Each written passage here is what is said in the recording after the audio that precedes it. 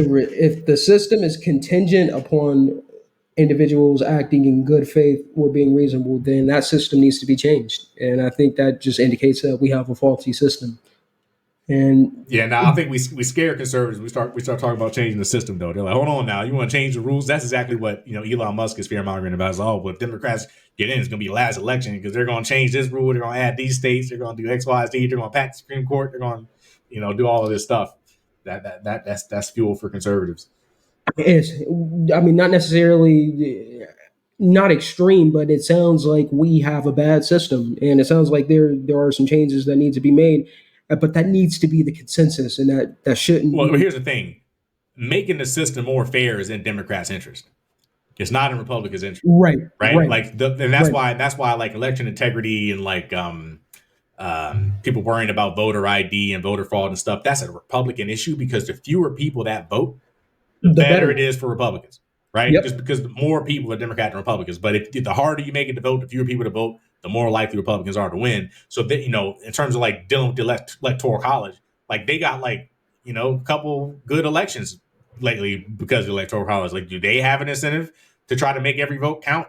No, they don't have an incentive to do that, right? So yeah, I think that's kind of the challenge here. Is only one side of the aisle has an incentive to really like be honest about the fairness of this stuff, right? So like, and even like the election ID stuff, right? Like I support ID, but Right, like the fundamental issue is that voter fraud just isn't really a thing. Like people aren't right. because it's a crime, right? Like anybody risking going to jail to vote multiple times. You don't even vote once. To, right. So like you got to be a politically active criminal, which first off, criminals tend not to be politically active. Politically active. And Right. even then, now you got to like start, having fake identities, voting for other people, and then guess what? It's easy to catch because if that person actually goes out and vote, now you can see that two people voted with the same identity, so you get caught real quick. It's like, why would you even do that crime?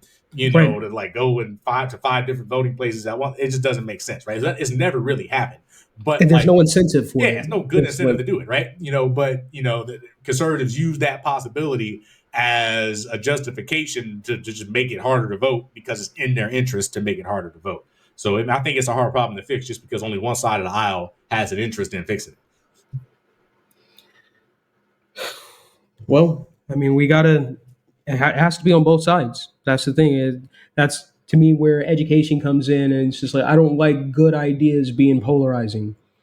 It's just like that's unfortunate. Where if you realize there's a crack in the system that needs to be addressed, then there's a fear in addressing that crack because people will make it a whole.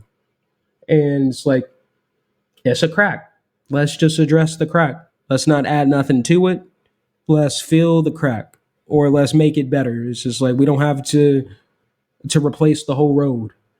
And I think that's the fear mongering that Republicans would have with us changing the system.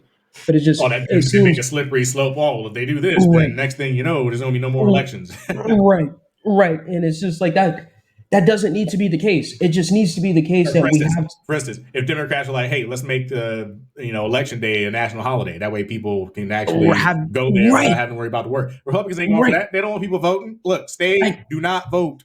Well, that is it's the dumbest thing that it's not a national holiday that people have to work on the same day that they're participating in their democracy. Like what is this? Because What it's what not in their interest for people to vote, and that's just the truth. That is the raw truth of the matter, and that's why they don't support it.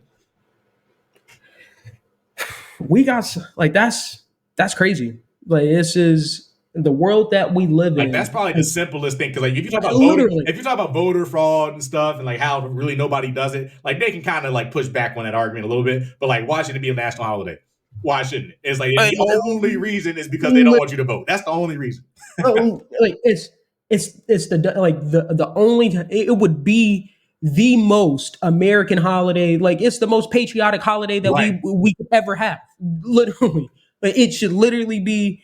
It would be the most important holiday.